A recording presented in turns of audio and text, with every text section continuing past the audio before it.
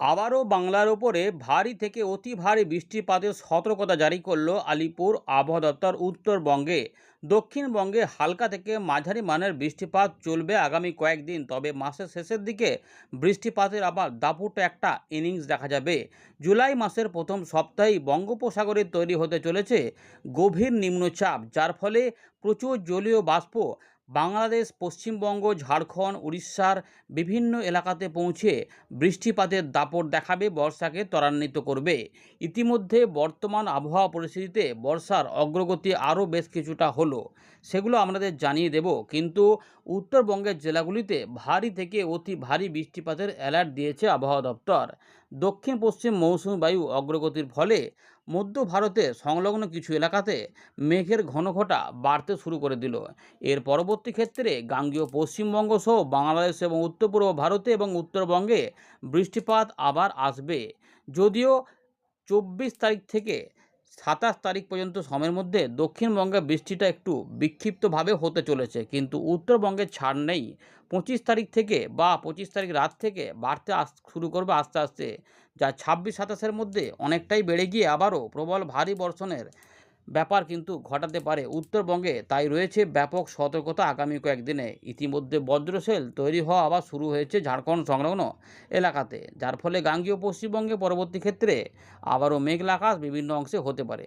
কোন কোন জেলাতে কি খবর হবে জানিয়ে দিয়েছে আবহাওয়া দপ্তর, আমরাও সেটা আপনাদের উল্লেখ করে দেব। এদিকে মৎস্যজীবীদের কিছুটা সতর্কতা রয়েছে উড়িষ্যা, পশ্চিমবঙ্গের উপকূলে, সেগুলোও জানিয়ে দেব, তাই ভিডিওটিকে সম্পূর্ণ দেখুন। নিম্নচাপের ফলে কোথায় কোথায় কেমন বৃষ্টিপাত হবে এবং আগামী কয়েকদিন কেমন বৃষ্টিপাত হবে সেটা আমরা এই ভিডিওতে আলোচনা করছি, সেটা দেখুন। অবশ্যই কিন্তু ভিডিওটিকে লাইক করে দেখতে থাকুন, আমরা পুরো বিষয়টিকে দেখাবো, দেখতে থাকুন। দেখুন বন্ধুরা, ইতিমধ্যে আলিপুর আবহাওয়া দপ্তর জানাচ্ছে উত্তরবঙ্গের জলপাইগুড়ি এবং আলিপুরদুয়ার এই দুটি জেলাতে রয়েছে অতি ভারী বৃষ্টিপাতের সতর্কতা। যদিও তার আগে কিছুটা কোচবিহারেও অতি ভারী বৃষ্টিপাত হতে পারে, যেটা আপনাদের আগেই বলেছিলাম। এই অংশটা বৃষ্টিপাতের ব্যাপক প্রবণতায় থাকবে। দার্জিলিং, কালিম্পংয়েও থাকবে ভারী বৃষ্টিপাত। এই ভারী বৃষ্টিপাত কিন্তু এখন কয়েকদিন চলবে। আরও আপডেট আপনাদের দেখাচ্ছি। উত্তর দক্ষিণ দিনাজপুর, মালদা, এখানে মূলত হালকা মাঝারি বৃষ্টিপাত হতে পারে। গাঙ্গেয় পশ্চিমবঙ্গের বীরভূম, মুর্শিদাবাদ, নদিয়া, তার সঙ্গে বর্ধমান, এই এলাকাতে আমরা যেটা দেখব যে মঙ্গলবার থেকে বুধবারের মধ্যে বেশ কিছু অংশে বজ্রবিদ্যুৎ সহ জোরালো বৃষ্টিপাত কিছু কিছু অংশে হতে পারে। কিছু কিছু অংশে বিক্ষিপ্ত সম্ভাবনা রয়েছে কলকাতা, হাওড়া, হুগলি সহ দক্ষিণবঙ্গের উপকূলবর্তী জেলা এবং পশ্চিমের দিকে জেলা পুরুলিয়া, বাঁকুড়া, ঝাড়গ্রাম সহ মেদিনীপুরের দিকে। যদিও তার আগে কিছুটা বৃষ্টিপাতের কথা বলেছিল উড়িষ্যা, ঝাড়খণ্ডের দিকে মেঘ হওয়ার কথা।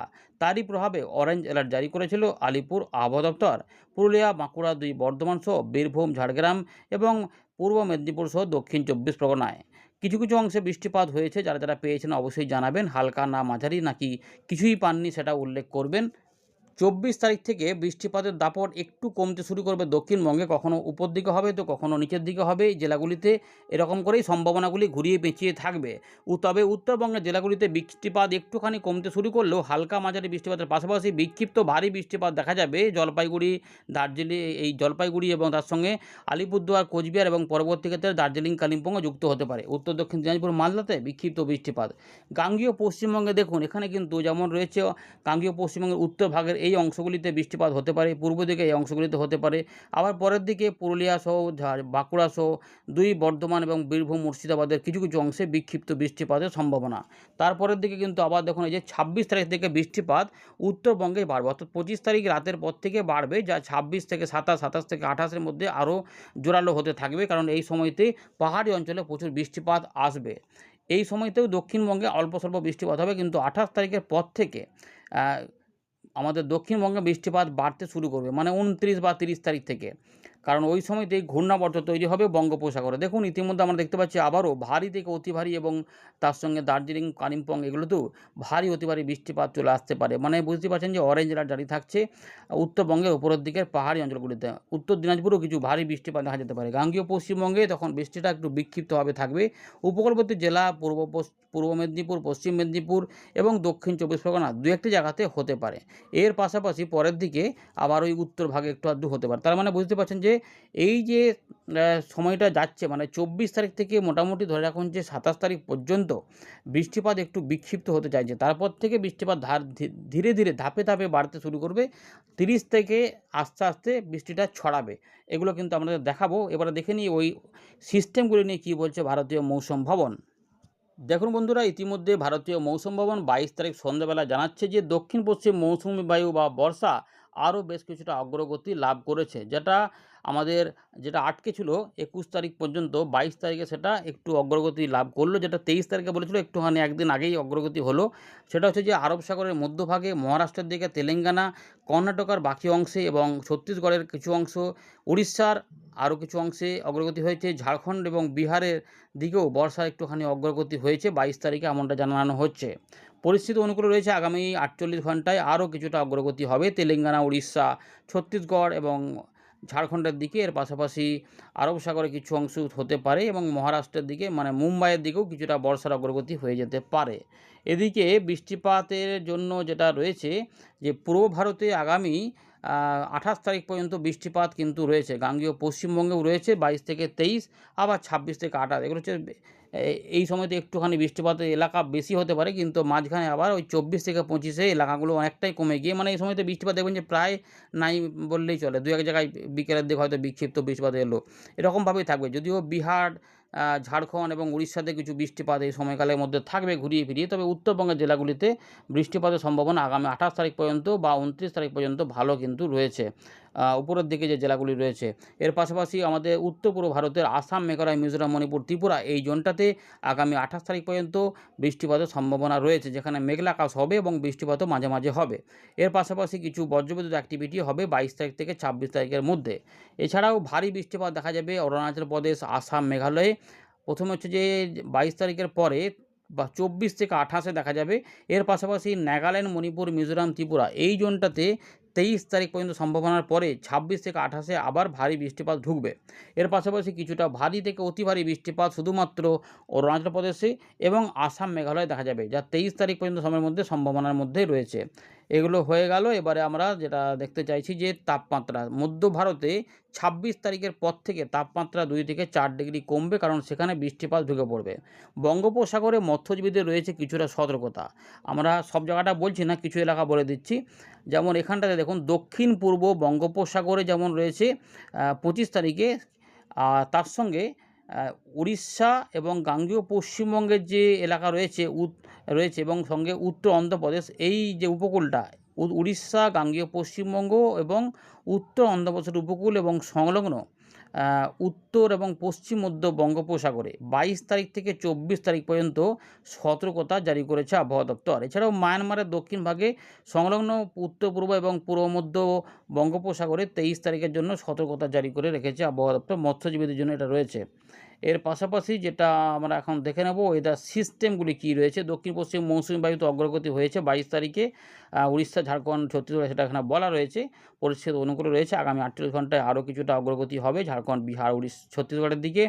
এর পাশাপাশি এই মুহূর্তে মৌসুমি অক্ষরেখা যেটা পাঞ্জাব থেকে বিহার পর্যন্ত ছিল, এটা এই মুহূর্তে একটু পরিবর্তন করে রাজস্থান থেকে বিহার পর্যন্ত হয়েছে।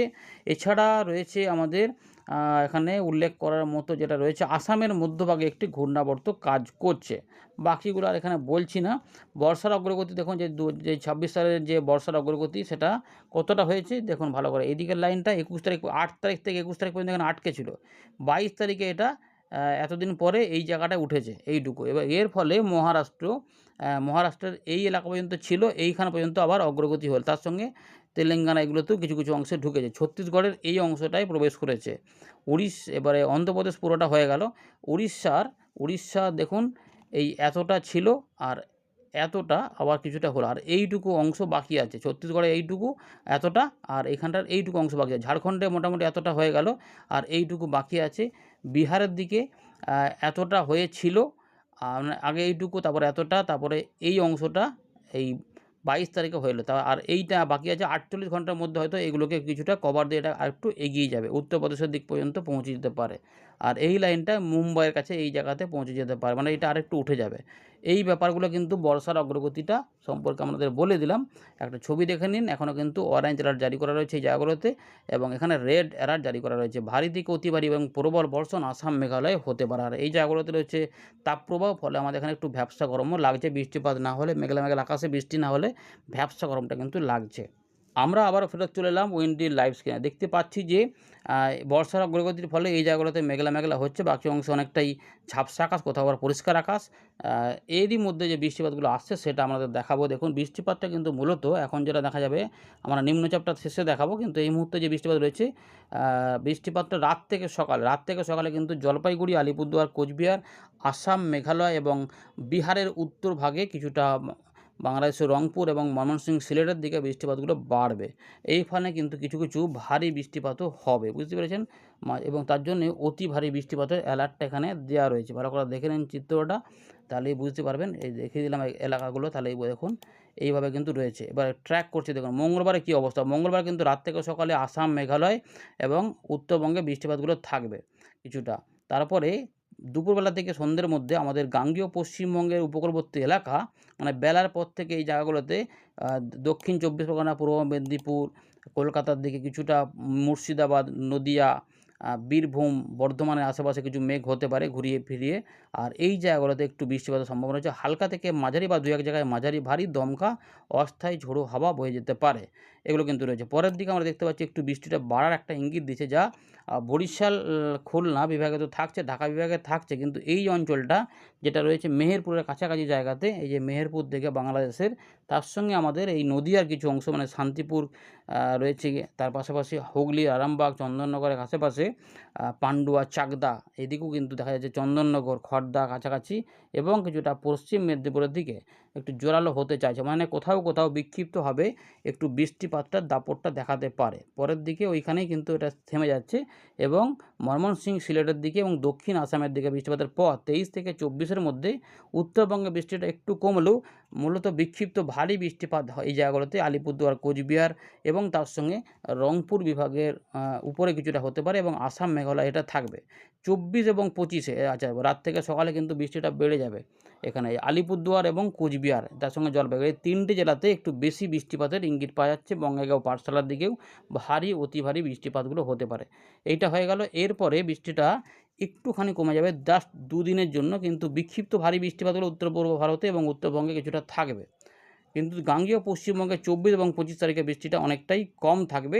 2-1 পশলা হতে পারে, সেটা হচ্ছে যে 25 তারিখের দিকে উপকূলবর্তী জেলা কলকাতা, হাওড়া, হুগলি, 24 পরগনা, 2 মেদিনীপুর, ঝাড়গ্রাম কাছাকাছি, খুলনা, বরিশালের দিকে, এবং কিছু কিছু অংশে ক্ষেত্র বিশেষে নদীয়ার হয়তো 40 থেকে 50% জায়গাতে, এবং পূর্ব বর্ধমানের 30% জায়গাতে বিক্ষিপ্তভাবে বৃষ্টিপাতের সম্ভাবনা থাকতে পারে। সব জায়গাতে নয়, পরের দিকে যদি কিছু বাড়ে তো ভালো, না হলে কিন্তু এখানে ইঙ্গিতটা পাওয়া যাচ্ছে না।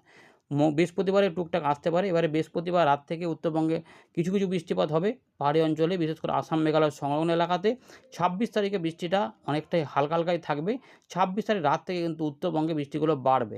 এই যে বৃষ্টিটা বাড়া শুরু হলো, যেটা নেপাল, ভুটান, সিকিম, এই পাহাড়ি অঞ্চলে অনেকটা বেড়ে যাওয়ার সম্ভাবনা থাকবে, যেখানে দেখুন ভারী থেকে অতি ভারী বৃষ্টিপাত ধীরে ধীরে আসবে। 27 তারিখ রাতে যেটা আরও অনেকটা বাড়িয়ে ফেলবে। এই যে এই এলাকাতে প্রবল ভারী বর্ষণের ইঙ্গিত রয়েছে। গাঙ্গেয় পশ্চিমবঙ্গে দেখুন সেরকমভাবে কিছু কিন্তু পাওয়া যাচ্ছে না।